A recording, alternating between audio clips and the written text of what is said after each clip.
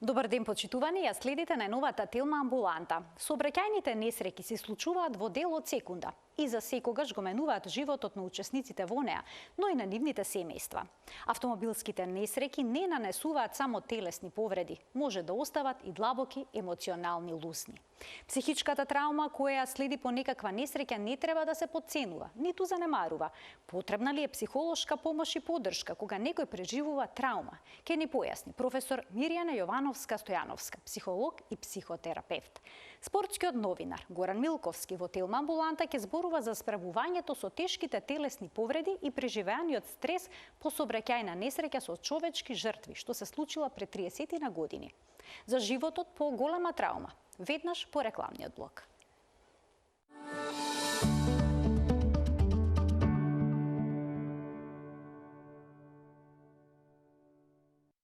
Сообраќајните несреќи за секогаш го менуваат животот. Таква е приказната и на спортскиот новинар Горан Милковски, кој по тешката сообраќајна незгода добил шанса за втор живот. Токму на оваа тема денеска разговараме со него во студиото на Телма. Горан, добре ни дојде.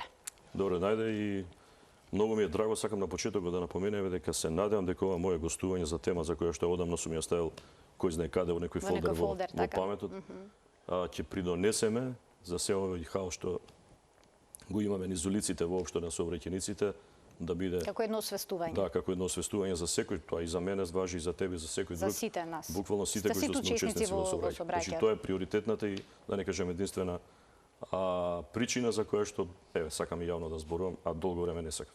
Така, денес отвораме всушност една нималку наивна тема. Ке зборуваме за тешката сообраќајна несгода што се случи пред 30 на години. 91 ноември, 10 ноември 91 година. Имаше 2 човечки жртви. Да, 20 возачи. Ти беше тешко повреден. Да, како патник од позадинскиот дел, речеме, од задното седиште. На задното седиште седеше. Да, меѓутоа со многу тешки повреди тогаш и да речеме со трајни последици кои се трудам да ги камуфлирам со начинот на кој живеам и на кој функционирам воопшто, и професионално и приватно. Се сеќаваш точно што се случи? Знаете како, тоа е момент во кој што ја мислам дека има многу такви слични моменти кои можеле да бидат и полоши, а излегле без некакви последици. Значи тоа е баш таков еден од тие моменти. Сеќавам само дека бевме на Поддебар, бевме службено патувавме, снимавме спортски риболов, на враќање не убедија дека треба да застанеме да пиеме едно кафе, малку да ги удостоиме домаќините што организира во Маврово, да застанеме и меѓу Тетово и Скопје на стариот пат, тоа беше 91 година. Замислете, ноември имаше малку, можеби, магла, ако добро се сеќавам, немаше осветленост добра, а тој стариот пат беше далеко од ова што е сега. И две коли кои се движат со многу голема брзина, неприлагодена, директен судир, каде што возачот на другото возило останал на самото место без знаци на живот. Нашиот возач, за жал, после 15 на дена не успеа да го вратат лекарските екипи, имаше многу тешка повреда на мозокот. Јас со 2 операции во истата вечер, а тоа беше недела, а недела е многу специфична затоа што и помал е бројот и на лекари и се, меѓутоа 2 операции во истата вечер, после 25 дена уште една, значи отворена фрактура на левата подколеница, мислам, самото карварење можело да придонесе за да речеме да не успеам да преживеам, меѓутоа за среќа фармерките што ги носев панталоните тој период се залепиле и практично ја засириле крвта за да можам да го преживеам. Среќа во несреќа. Да, истовремено главата напред во шофер шајбна, буквално лицето сосема деформирано, што не ми дава ни да се видам долго време, докторите забранува, не знам зашто, што ја не бев ни во можност да се движам ни ништо, и тешка повреда на окото. Во тоа време се договараат двајцата доктори на кои што сум вечно благодарен, за жал покојниот Воислав Воја Костовски на травматологија и докторката по офталмологија Гордана Софрониева Ивановска, која што навистина исто така направи фантастична работа, што подоцна го призна и некои други странски стручњаци, ми го спаси окото, потоа уште една операција за која што требаше да видиме дали ќе има реакции или не во смисла на одредени инфекции, среќа немаше. Успеав по неколку месеци да се исправам, меѓутоа сето тоа беше една долга борба. Не се опишува. Замислете, студент, абсолвент на факултет за спорт, кој што буквално по 7-8 часа е активен, од пливање, трчање, джогирање, баскет, фудбал, не знам, било што, боречки спортови. И одеднаш прикован се и наеднаш за наоѓате кревет. во ситуација да мора да лежите неколку месеци, па малку на количка, а сето тоа под прашање дали ќе изгубите ногата или ќе прогледате на едно толку. А сето тоа на 22 години. Да, не би сакал огромен да- психолошки да зборувам товар, повеќе, да покрај драматизирам, физичките повреди, тука и емоционалниот товар и големиот стрес кој што се преживува. Ќе те вратам уште малку на сообраќајната незгода што се случи. Дали се сеќаваш на моментот на ударот? Имаш ли такви сеќавања? Да, имам, затоа што помалку бевме Беше заморни. ли свесен или загуби свеста? Повеќе можеби помалку мижев, размислував, чекај ќе дојдем уште малку дома, утре треба да направам прилогот, затоа и тоа. Во моментот знам дека пристигнавме една кола претходно, која што потоа ни ја пружи првата помош, не извлече практично од колата, од нашето возило. Како некоја светлина, знаеш, кога гледаш, наеднаш сега рефлектори ни се запалуваат и одма после мрак се будиш некаде после неколку часа. Во болница. Колку време по несреќата ти се врати свести? Сега беше тоа некаде околу 17 часот, сега плюс минус, некаде околу 21, 22, значи 4,5-5 часа. Во тоа време, кога, да подсетам тоа, 91 година, сега за многу гледачи, можеби тоа не значи ништо, меѓутоа, ние непосредно претходно изгласавме референдум, станавме држава. Од ЈНА си заминува и носеа се што можат војниците, а исто така и војна болница. Мене и шоферот не пренесле директно таму, ама од таму кажале немаме ние можности да се справиме со нив. Тешко да преживеат или Значи лоши беа прогнозите. Молам? Лоши беа прогнозите од лекарите. Па не беа воопшто добри, меѓутоа кај мене на пример за губење на крвта, второ не знаеа и точно и што е. Мора да проверат тежок потрес на мозок, исто така сум имал, ајде да не зборуваме. Што се предвидува, ова ќе му биде, она ќе му биде, ќе забораваш, може не знам ова, не знам она. Ја напротив подобро памтам од тогаш, меѓутоа добро. Сега малку го кажав како во забавна варијанта, меѓутоа многу беше драматично. Јас ништо не се сеќавам на тоа, освен по нешто, по некогаш дали се Некој флешбеков имаш по некој некогаш? флешбеков баш така. Се сеќавам една девојка плачеше врз мене, чекај што е, како е. После се запознавме со неа, со семејството. Излез дека со брат и незин сме учеле заедно во средно училиште. Останавме така што се вика. Не се гледаме, меѓутоа останавме како јас ќе ја чувствувам како вечна пријателка. Може и да не ја видам, ама не е ни битно. Сакам да кажам, се сеќавам на тоа, зашто плаче. Се сеќавам на тоа како нешто зборува војна болница, носите ги во државна, овој ќе го задржиме снимателот. Овие двајца, они не знаеа дека снимател, меѓутоа имаше еден со полесни повреди напред што беше снимателот. Носите ги во државна се разбудив непосредно пред да ми стават анестезија за двојната операција што ми ја правеа. И само ги погледнав, имаше дел од колегите таму, директорот на телевизија, еден од моите колеги, постари, во тоа време и мајка ми и сестра ми таму во некој агол и гледам како плачат. А овде окото не можам да опишам какво беше чувството и ногата, пошто таму беше најголемите, практично најголемите повреди ми беа, како да не се твои. И викам, нешто се случило страшно. Само знам дека од дона душа се, сега малку ќе кажам, се помолив, Господи, не знам што се случило, ама што и да е, дај да се оправам, да не ги гледам веќе вакви моите најблиски и да може да функционирам. И тоа беше и кога почнавме да разговараме со докторите, пошто многу добро се спријателивме, као некој син ме гледа, да речеме, затоа што и успешни беа операциите, докторката ќе повторам уште еднаш, додека бев тие 25 дена, дури од свадба доаѓаше еднаш до два пати во секој нареден ден после операцијата доаѓаше да ме гледа, да ме прегледа и да ми става инекција, таа да ми става инекција. Не можам да го заборавам тоа. Во око, да. Сам до тоаш раска во око, ако ти влезете болја, после се... Ама, добро, сега да не споредувам. Значи, и сегашната генерација, сакам да го искористам овој момент, сегашната генерација на врвни офталмолози, Каролина, Златко, не знам, Виолета, Тања, не знам сите дали се тука, некои се по приватни клиники. Мислам дека многу научи од таа генерација која беа, која што беше Гордана навистина врв. И велат со многу мека рака и лесна рака и фала Богу излезе секако што треба за да бидам тоа што сум сега. Така, Горан, ти работиш јавна работа. Пред камера се појавуваш на малите екрани, во програма си постојано. Физичкиот изглед е важен критериум во телевизиското новинарство. Те плашаш или можеби дали повредата на окото ќе те спречи да ја работиш професијата за која што си се одлучил? До тогаш Имаше ли такви стравови или во тие моменти не се размислува? Значи не ми беше тоа приоритет дали ќе работам на телевизија. Јас сакав да си го завршам факултетот за спорт и понатаму да видам што и како. Меѓутоа знам дека ај сега глупо е сам да за себе да зборуваш, не е баш благодарно.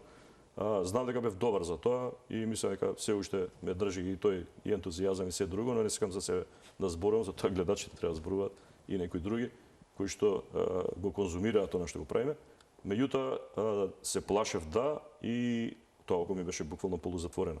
Да не зборуваме сега дека рефлекторите и сега ми сметаат и така натаму. Меѓутоа истренирав до таа мерка скоро и да не се речиси да не се забележува од Како тренираше? Што правеше? Тренирав сам. Аха. Пред рефлектор. Аха, вежбаше. Дали можам, дали можам да се справам со тоа. Дали тоа ќе му пречи на другото око да компензира и така натаму. Например, ја по некои прогнози, од кога го спасија, требаше да носам наочари уште, не знам, за година-две. Фала Богу, помина 30 и некоја година. И се уште пркосам, не.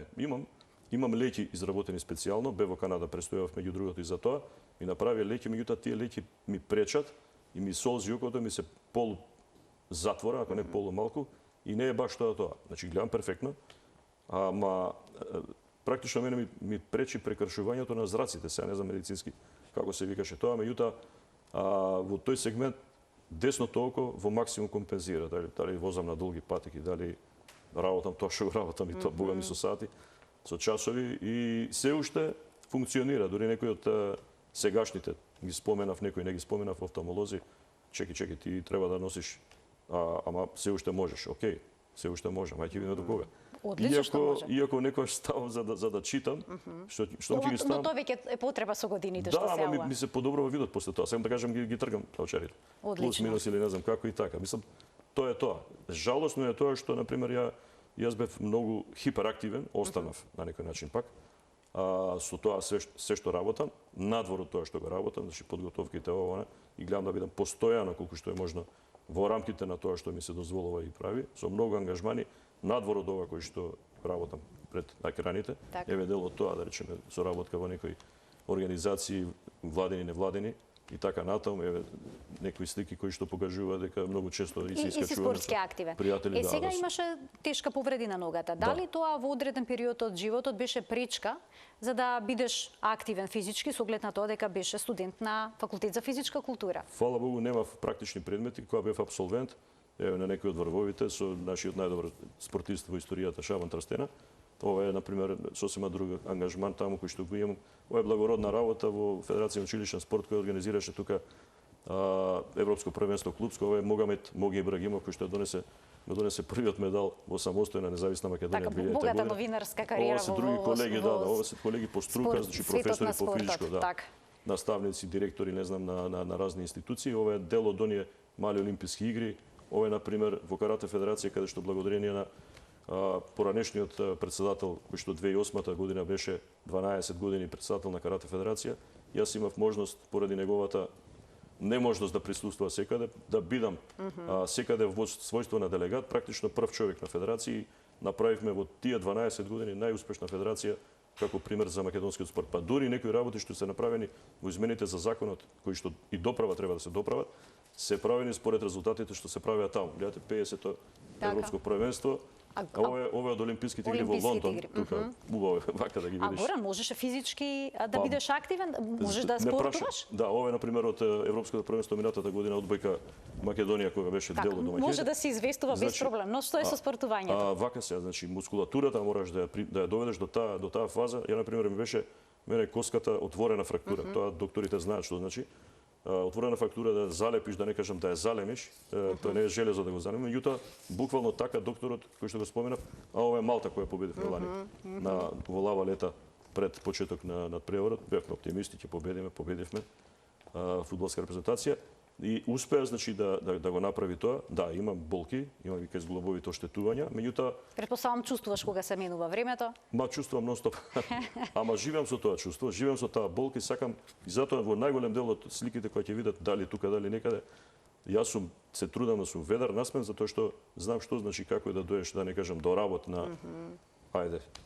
Меѓутоа и да се вратиш од таму. И да ја добиеш втората шанса за живот. Да, и затоа и претходно бев таков ведар човек кој што сака да биде позитивен без разлика на она како Значи, е клучно окружувањето. да се задржи ведрината. Да, да Горан- задржи ведрината и позитивниот пристап. А ова морам да го кажам, ова беше првата титула на Вардар, ова е во Келн, во Лансес Арена, еден од првите што успеав да го кренам овој трофеј. Така, Зашто бев дел од Вардар привилегија е да 7 се години, присуствува на сите овие настани. Горан, истражувањата велат дека 90% од оние кои што доживееле тешка сообраќајна несреќа и воопшто несреќа сообраќајна, потоа не сакаат да влезат во автомобил, ниту да возат. Да, те слушам. Да, кога влезе во автомобил? Веднаш. Значи, Не ги веднаш представуваше тоа проблем? кога можев со штаки да дојдам до кола, сакам да возам. И татко ми, мајка ми, не можеш да возиш. Ја можам да возам, ама окото ти е затворено. Ако ова избор на спортист на година, што имав привилегија до сега 17 пати да водам таа манифестација, не е ни важно, али само да напоменам. Значи, сакав да влезам во автомобил, сакав да возам, сакав да се соочам со тоа дека Со стравовите? Па немав стравови. Немаше стравови. Значи мора да веруваш дека Значи, се ти може си да се во случи. тие 10%. Тоа исто како сега, да, ама тоа исто, ова е Боба Милиевски, да, која стана светски шампион, професионален пред малку, и ајде да не коментираме веќе тоа. Значи, се справуваш со тоа, ако веруваш дека имаш стравови, ќе живееш со тие стравови. Ти треба да ги елиминираш и постојано да мислиш позитивно, зашто секој излегување од дома е ризик. Дали е пешки, дали е со велосипед, на ролери, не знам сега со овие тротинети, и тротинет возам понекогаш, добро. Значи и ролери возам на Вардар на Кеј. Се тоа е она што сум го правил во животот и го правам понекогаш. Во разни доба на овој европско првенство. Видите, амбасадорката на Германија и амбасадорот на Шпанија. Навистина, богата новинарска кариера, Горан. Ова е пред европското во 2020-2021 беше, нели? И почетната емисија, каде што македонската репрезентација учествуваше, имав задоволство да бидам таму и да го искоментирам првиот гол. Немаш фотографија од периодот кога ти се случи несреќата? Немам. Марија, знаеш ли што е работата? Значи, не сум сакал да ме сликат. Прво имав забрана од докторите. Добро, ова е една од најголемите награди што сум ја добил. Благодарност голема до Европската федерација во борење. А ова е еден од... да прокоментираме само ова е... тука коментирав хокеј, а овој дрес е Canadian Macedonian Ice Hockey League, таа е канадско-македонска лига, ми ја даде капитенот, ми ја подари. Ова е во Торино 2006 година, коментирав некој од надпреварите. Дали беше полуфинале или финале, сега не е важно. Значи, ме праша... Дека немаш фотографија од тој период? Нема фотографии, намерно, најпрви затоа што докторите забранува да ме сликат. Ја не ни знаев дека лицето ми е цело со стакло. Доека помина 1-2 недели, може и 20 на дена, почна да ги вадат, не знам, со пинцети, со не знам што, и среќа се исчисти се тоа, не знам како, меѓутоа се исчисти. Претходно зборува пластична операција, она. Ја ги слушам, не знам за кого зборуваат. Како и да е. Значи немаше потреба од ништо тако, пластични операции, корекции. Да, фала Богу, не се ова што е, ова е тоа. Нема буквално ништо. И пак е тој позитивен пристап, позитивен приод, постојано да мислиш на добро, па колку и лошо да се Но велат дека сообраќајната несреќа за секогаш го менува карактерот на човекот, дека те менува како човек. Мислам дека ме направи посилен да бидам потврст. Ме направи малку... Тоа што нема да те убие, ќе те затврсти. Сакам да кажам, можеби да направи потолерантен кој некои аномали. Го златниот медал на Зорал Гонзалес, која Вардар го освои 2017. Ајде да не зборам, кажуваат сликите. Значи, се трудев, пак реков, имав голема мотивација заради мене, не заради мене, заради моето семејство, моите најблиски. Мајка ми, сестра ми, татко ми, за пријатели, родени, ајде речеме, на кои им требаш, чувствуваш дека им требаш, на блиски луѓе и едноставно тоа е она што ме водеше. Значи, не заради мене.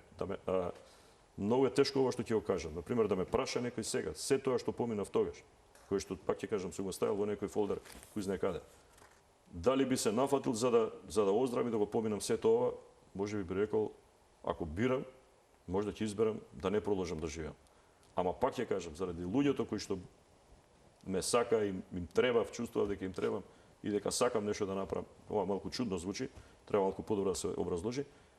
Зборувам од аспект на болките кои што ги доживував. Значи, тоа е, не можеш ни да спиеш, не можеш ни да функционираш, ама искрено не знам ни сам како, ама еве дојдов до некаква ситуација, мене животот не ме галел, но за тоа потоа треба многу да се зборува за одредени моменти кои што, например, сум имал и потешка случка од ова, ама за тоа не би сакал да зборувам сега, затоа што исто така многу една огромна непријатност.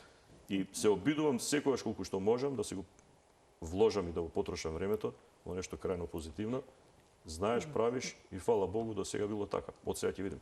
Горан, си го возел повторно патот на кој што се случи несреќата, си возел на него? Многу често. Меѓутоа, не на стариот пат, не по стариот пат, затоа што не направи автопат Скопје-Тетово и секогаш, ама секогаш, помислувам, се фаќам тука или ќе се прекрстам, да речем, за душите на тие што погинале. И јас пак ќе кажам, бев патник, не знам дали можев нешто да направам. Нормално, кога си патник, но никогаш нема да ги заборавам, иако него ни познавам лицето кое што беше во другото возило.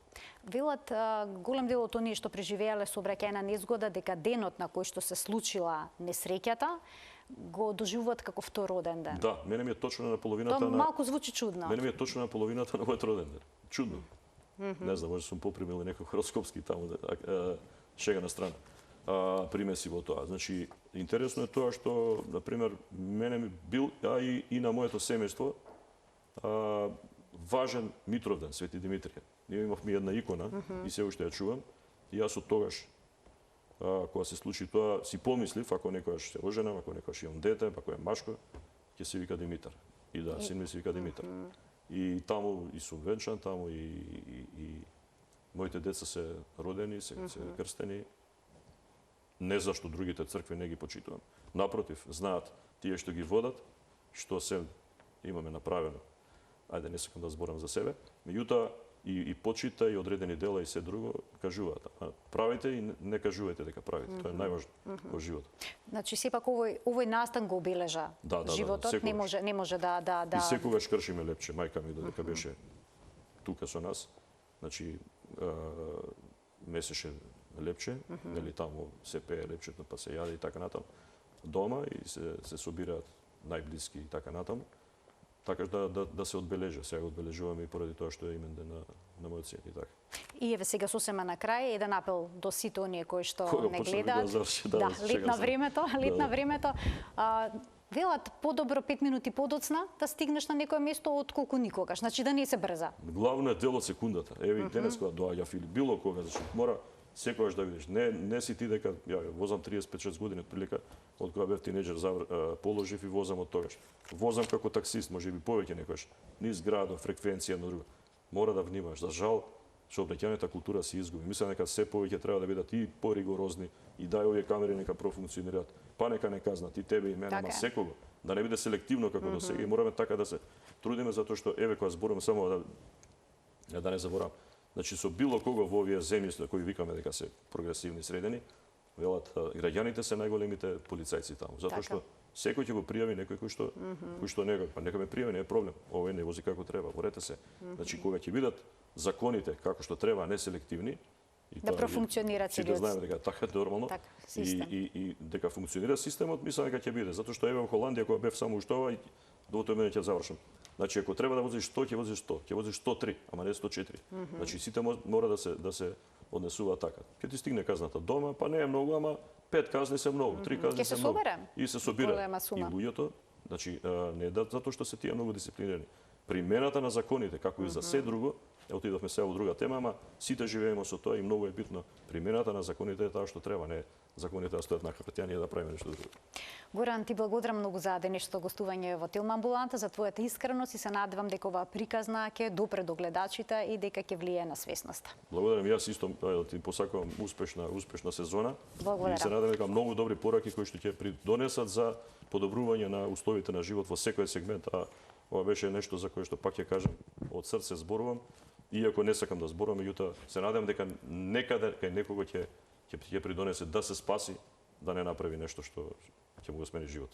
Почитувани, ние ќе продолжиме понатаму со совети што да се преземе во ситуација кога ќе се доживее некаква несреќа, некаква незгода, која што пак можеби ќе води кон некаква траума или пак длабок стрес. Останете на Тилма.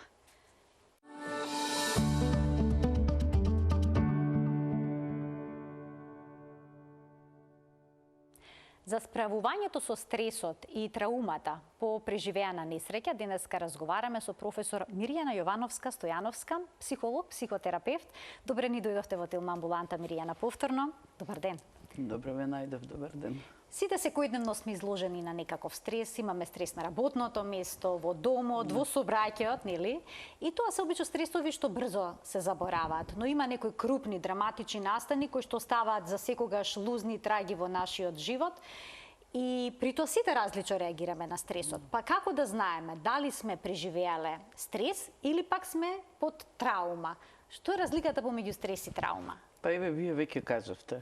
Значи, нашиот организам е спремен, човечкиот, постојано да се справува со секојдневните стресови. Ние имаме внатре хемиски начин како тоа го правиме и целиот физиологијата на целиот организам е тука за да ги решаваме работите што ни се јавуваат. Од обично адаптирање на ситуацијата, па понатака некои непредвидливи ситуации и така. Значи, секојдневно ние, како што испомнавте, во сообраќајот, во однос со другите луѓе, во решавање на одредени задачи, во исполнување на нашите професионални задачи, во решавање на проблемите што се јавуваат дома, нели, сите сме изложени на стрес и ние ги имаме механизмите како да се справиме со тој стрес. Од кога ќе се справиме со стресот, нели ќе го решиме проблемот моментално, организмот би требало да се врати на едно оптимално или го викаме нормално функционирање. Кога имаме стрес кој ги надминува тие секојдневни граници, нели, кога имаме силна внатрешна реакција на лачење на тие одредени хемиски материи кои го донесуваат организмот во силна емоционална и агитирана состојба, велиме дека веќе се случува траума. Некоја кризна ситуација. Траумите може да бидат од најразличен вид, а битно е, уствари, стресот е, тоа требаше на почеток веднаш да ви кажам дека стресот е начинот на кој што ние реагираме на одредено случување што е околу нас, на одредена ситуација, на одредени луѓе, на нешто што е промена во животот. Начинот на кој што ние реагираме, зашто тоа што се случува е стресор, а она како ние реагираме, како нашиот организам се справува со тоа е стрес. Ама кога имаме одредени трауматски, мислам, катастрофални ситуации, кога преживуваме, тогаш организмот реагира на сето тоа со траума, со стрес. Значи, начинот на кој што ние се справуваме со тоа е прекумерен. И влегуваме во една ситуација во која што, еве како што претходно и вашиот гостин Горан зборуваше, кога не се сеќаваме за тоа што се случило, кога губиме меморијата, кога нешто навистина многу не менува. Заради тоа што и физички, ама и психолошки стресот делува силно и ги менува секојдневните начини на функционирање. Може ли еден таков крупен, драматичен настан за секогаш да не промени како луѓе, како да промени човековата личноста на човекот? Па нормално дека се менува, затоа што знаете во моментот кога животот ќе бидеме во ситуација која е животно загрозувачка и ќе преживееме таа ситуација, стануваме свесни за она што ние во секојдневното наше функционирање и не размислуваме. Нели, имаме многу обврски, работиме, трчаме, деца или што ли да имаме во животот и не размислуваме за содржината за животот, не размислуваме за тоа дека животот и може да го немаме. Така. Може да престане. Нели, кога ќе се соочиме со некој блиски, кога ќе изгубиме луѓе или ќе слушнеме некоја вест, размислуваме за тоа, ама некако продолжуваме да. Кога ќе се соочиме со лично нашите, нели, крајот на нашиот живот, ни се пали некоја нова сијаличка у главата. Стануваме свесни за нашето биолошко постоење и за тоа дека тоа биолошко постоење има крај и дека можеби после таква една катастрофална ситуација постоела можност дека нема да го продолжиме животот. И одеднаш сите оние ситни работи кои ние дневно не ги ни приметуваме, луѓето што ги сакаме, колку тоа нас ни значи, колку ни значи да живееме задоволен живот, исполнет со љубов, со разбирање, станува нешто многу важно во животот. Луѓето ете слават втори роден ден и после тоа, заради тоа што на вистина едно сосема друго ниво на свест се појавува, како одново да сме се родиле, не заради тоа само што физички сме преживеале, него и она на едно психолошко, ментално ниво ни значи животот. Најнаш тоа што сонцето свети станува многу значено. Зашто ние го земаме како здраво да готово, нели? Сонцето свети секој ден од сабајле, изгрева навечер зао, ги знаеме дека утре сабајле пак ќе изгрее. И тука е за нас. Ама одеднаш кога ќе помислиме дека можеби никогаш повеќе нема да го видиме, станува многу значено. Шумите, птиците, реките, комшиите. Сите работи. Сите оние работи што ние во текот на денот не гушкањето на нашето дете, на комшиите, на пријателите, на смевките, поздравувањето, средбите со некој што ќе ти направи да се осеќаш подобро. Една ваква емисија во која што ќе се изборуваме и ќе се видиме од кога не сме се виделе, што правите. Значи, ние како го доживуваме тоа како дел од секојдневието и не размислуваме за значењата што ги има. Ама кога ќе дојдеме во таква кризна ситуација, дека ќе помислиме, нели велат ни поминуваат сите слики од животот, кога ќе помислиме дека тоа више нема да го видиме, ќе знаеме каков поинаков квалитет и вредност има нашиот живот. Мирјана, стручните лица вела дека се клучи првите 72 часа по некоја голема несреќа, како клучен чекор во процесот на опоравувањето. Да. Значи, мора се почне толку брзо, со пружање на некаква помош, бидејќи дел од луѓето се во шок, па некои не може да вербализираат што преживуваат и слично. Што ако се пропушта тие 72 часа? Мислам, секогаш има шанса, нели, нешто да се опорави. 72 часа се одредени за да нема последици во тоа да не се процесира нешто што може би се случува внатре во личноста. Например, ние имаме формирано комората на психолози со Црвен крст, заедно тим на психолози за прва психолошка помош. Тие се тие кои треба да интервенираат во тие 72 часа. Веднаш по несреќата. Веднаш по несреќата. Значи, нашата работа е да бидеме тука за оние што настрадале, за волонтерите и сите оние кои се инволвирани да помогнат во тоа, зашто секогаш имаме травматизирани луѓе, оние кои ја прават помошта, не е едноставно да гледаш несреќи во кои што многу луѓе страдаат. Например, еве последно беше да работиме со тимот на оние тимови кои беа пратени во Турција за земјотресот да помогнат во спасување од земјотресот. Значи, тие луѓе се вратија истравматизирани. Тоа ги викаме секундарна травматизација, ама не е помала, него што е она кога некој ќе настрада и е во моментот на случувањето таму настрадан. Затоа што тие ги вадеат телата од рушевините, ги сретна живите луѓе кои останаа и си ги бараат роднините, оние што си ги изгубиле децата, оние што ги изгубиле тие што ги сакаат, разрушувањето материјално исто не погаѓа сите, кога ќе видиме тоа се стотици домови кои се разрушени, згради кои се симнале една на друга, вака паднале, како торта се смачкале и таму некаде внатре останале човечки животи. Така, значи, не се атакирани само директните учесници, туку сите одоколу. И сега нашата идеја беше, значи, заедно да тие луѓе веднаш штом се вратија во Македонија да разговараме со нив.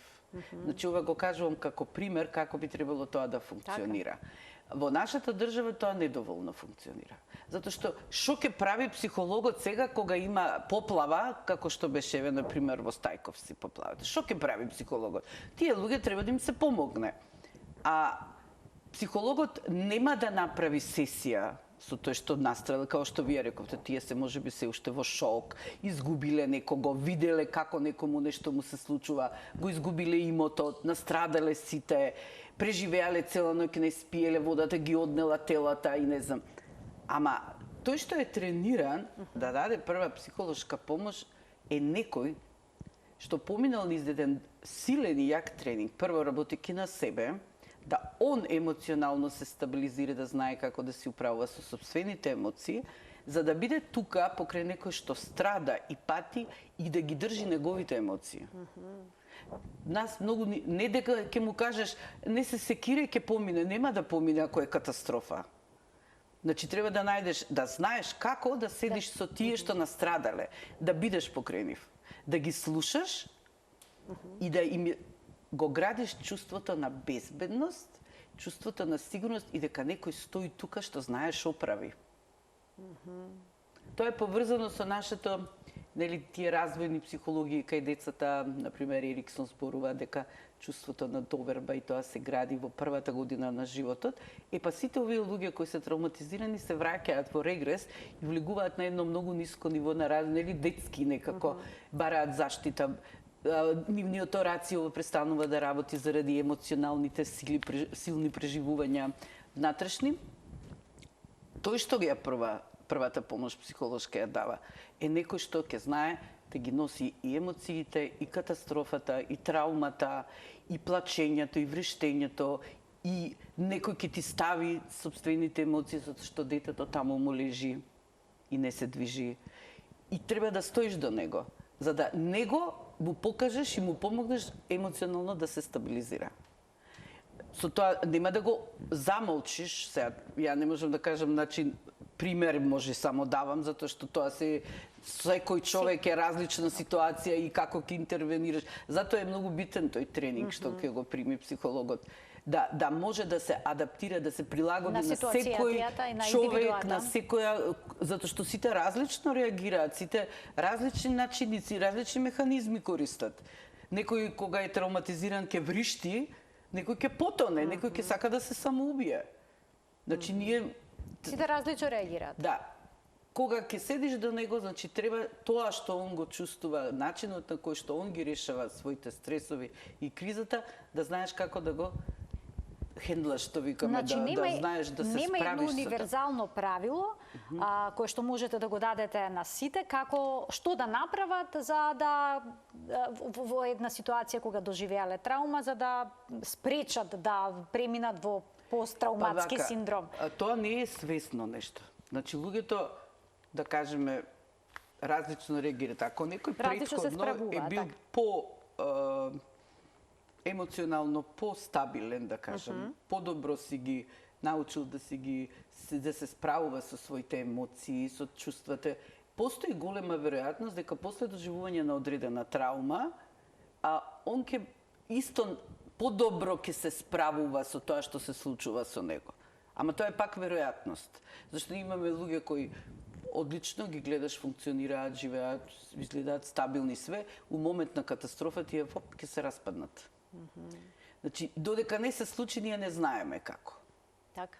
Значи, затоа тој што ќе дојде да им помогне, треба стварно да помине некој многу добар тренинг, точно да знае да проценува, да знае и ризик да проценува, затоа што ризик е, како што спомнав, одземање на сопствениот живот или повредување на себе си, или повредување на другите, затоа што тој што е изгубил некого таму, во урнатините, може да рече дека и овие луѓе се криви тука, што недоволно брзо ги ископуваат и може би да повреди некој друг.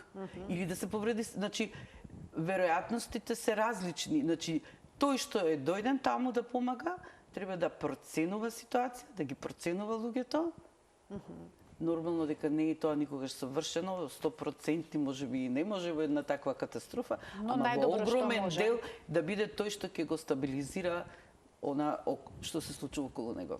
Мирјана, колку време обично е потребно по преживеана несреќа човек да се врати во нормала? Вака, по теориите пишува се што. Од 40 дена, па не знам колку дена. Горна граница година дена стои. Сега, граници, знаете како, можда од своето практично искуство луѓето си пишувале книги, пишувале теории, ама ние не можеме луѓето да ги ставиме нити во теорија, нити во ниједна книга. Јас сум видела луѓе што и после 3 години, зависно како, значи што се случило, остануваат во жалењето и во својата траума.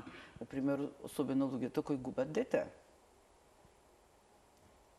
Ниф е многу тешко да ги извадиш надвор од траумата. Тоа е толку силно внатре, во тој столб на личноста, зашто нашите деца станале наш идентитет или ќе изгубиме некој што на вистина многу сме биле емоционално поврзани.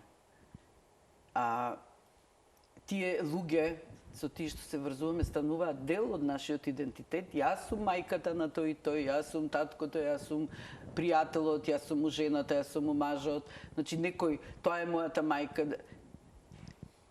Како ќе се справи некој со сето, тоа е многу индивидуално. Може би една година, може би и подолго, некој може пократко. Значи како, затоа што тоа што е болка, што е тага, што е траума, не може да се избриши. Мислам, се бриши меморијата само од трауми, нели мозокот веќе амнезија има, не заборава. Ама ако функционира окей мозокот, нема ништо да заборавиме. Но велат времето лечи се. Да, времето лечи се затоа што тој емоционален набој, таа енергија емоционална што ја носат сеќавањата, ќе почне да стимнува. Зашто и нашиот организам од прочеток се многу силни емоции, имаме многу силна реакција, но доаѓа до заморување, нервниот систем се истоштува, ги исцрпува сите резерви, нерви, кога имаме теј акцински потенцијали таму како работи нашиот нервен систем, се исцрпуваат резервите и доаѓа во едно време кога почнува сето тоа да се стишува. Значи, сеќавањето ќе остане, емоциите ќе бидат исти, и тага, и болка, и загуба, и осаменост, ама ќе бидат потивки. А во меѓувреме ќе изградиме, нели, живот продолжува да идеш, нови искуства, нови работи и се полни со некои нови информации, ама тој дел секогаш ќе остане. И нашата тенденција како психолози не е да ги наведеме луѓето да заборават, зашто се што ни се случило е и некоја школа животна. Нашето е како да се справи со емоциите кои предизвикуваат тоа сеќавање, за да може понатака да продолжи оптимално да функционира во својот живот. Кога зборуваме за справувањето со емоциите и сообраќајните незгоди, голем дел од оние кои што преживеале сообраќајна несреќа, потоа се плашат да влизат во автомобил. Имаат страф од патувања. Што советувате кај нив? Што да применат? Како да влезат во автомобил? Мислам дека ако дури некогаш и нормално е, нели, од почеток дека некој нема да сака да го прави тоа. Ако неговиот живот е врзан со тоа дека би требало да вози постојано, да ги разнеси децата или да патува или било што, тогаш би требало да се потруди да го реши тоа. Зашто стравот или прераснало во некоја фобија, прераснало во нешто друго, кое не му е потребно во животот. Да, а после презривеана несреќа, да, ние како и Горан што зборува, треба да станеме внимателни многу повеќе како ќе возиме, како учествуваме во сообраќајот, да внимаваме и на другите учесници во сообраќајот. Значи ќе станеме повнимателни, ама нема да останеме со стравови дека не може да влезам у кола или кога ќе влезе да се вози, дека постојано ќе биде под стрес. Сега ако може одбегнувањето на вакви ситуации да не му го ремети секојдневното живење, па во радиус од 3 до 5 километри кај што живее ќе си оди пешки или ќе вози точак или не знам што, тогаш нема ни да биде тоа да дојде до израз толку многу. Но ако неговиот живот е врзан со возење на автомобил, нели употреба на автомобил, а не може да го прави тоа и настануваат компликации заради тоа, тогаш би требало навистина што може побрзо да си го реши тоа. Затоа што нас не ни требаат, мислам нас, на човекот не му треба да има фобии, не му треба да има такви страшни стравови, затоа што тој страв станува нелогичен и нерационален. Зашто луѓето не умираат само во сообраќајни незгоди. Тоа е само процент. Умираат од многу други работи. Ако он се фиксирал на тоа дека тоа е опасноста од која што му се изгуби животот, тогаш тоа прераснало во нешто друго, за кое што му треба помош. Да седне, да си побара некој, да разговара, затоа што не постои, пак речам, една универзален совет, нели, кога би можела такво нешто да смислам, тоа би било не знам што големо, зашто секој човек на свој начин тажи, секој човек на свој начин си ги доживува стресовите, секој различно на свој начин се справува со траумите. И сосема накратко, кој е црвениот аларм дека некој треба да се јави на психолог, дека му е потребна стручна помош? Еве сега што споменавте пред малку, фобиите, стравот, неизмерениот страв, што ако некој постојано размислува за тоа што се случило, не може да му поминуваат постојано флешбекови низ главата. Дали е тоа Тоа може би, ако некој постојано се навраќа на настанот, дали тоа е црвен аларм за Па да, знаете барање како случај ние помош? ќе си видиме дека нешто веќе не го правам како што сум правел. Ќе видам дека не сум толку расположена да се среќавам луѓе како што сум се среќавала. Дека подобро ми е да се изолирам, да се повлечам. Дека многу често оние флешбекови, а флешбек е уствари кога пред очите и во доживувањето ни се явуваат делови од ситуацијата травматска која сме ја доживеале. Тап нешто ќе ни се појави, пак нешто. Ако тоа ни го ремети нормалното функционирање, ако тоа не спречува да контактираме со своите блиски, да си бидеме со своите деца, ако не прави да не се чувствуваме добро себе си, ако имаме вакви стравови, значи треба да одиме и да разговараме со некого. Дури јас препорачувам после секоја преживеана травма, еден-два разговори со психолог Нема нешто штета, што така. да, затоа што ја преварираме тоа PTSD-то. Тоа е, мислам, многу сега популарно, Посттравматски синдром, така. Посттравматски стрес дисордер, да, синдром, расстройство посттравматско кое може да дојде, значи ако во моментот ние на траумата и тие 72 часа или да речеме во токот на една недела после траумата не најдеме начин како ќе испроцесираме тие емоции и тоа може да остане како дел некаде во нас, ама тоа ако е дел и потиснато, тоа не значи дека не постои. Оно постои со истата енергија која е имало, само ние сме нашле механизам да го турнеме Да се негде. потисне. Ама таму, останато во подсвеста, тоа секогаш ќе влие на сите наши избори, на сите наши одлуки, на секое наше однесување, на се што правиме во животот. Така да не би требало да имаме такви бомбастични балони со енергија потисната што ги носиме внатре. Мојот совет е дека сепак после било какво нешто травматско би било добро да отидат на психолог, да поразговарат. Може би нема ништо. Нели? Како идеме на прегледи контролни. Мислам, дај Боже, контролниот преглед нема ништо, нели? Препорачуваат еднаш годишно. Или, например, после ковидот моравме сите, нели, да земеме сите анализи и ако ништо не чувствуваш, ама сепак да провериш дали е се во ред.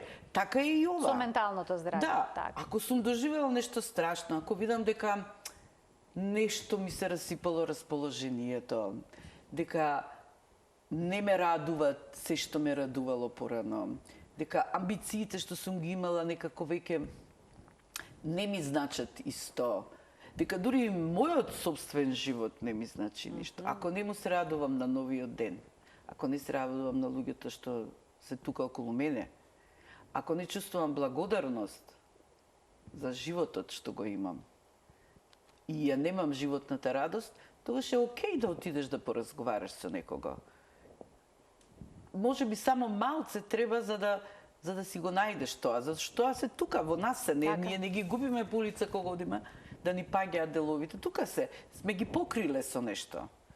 Значи, одговорни сме да воздиме квалитетен живот со добро ментално здравје. Ние сме одговорни за тоа. Како што сме одговорни секој ден да ги миеме зъбите и да одиме редовно на доктор, нели? Кога ќе ни се разипе забот, ние не одиме кај бајачка.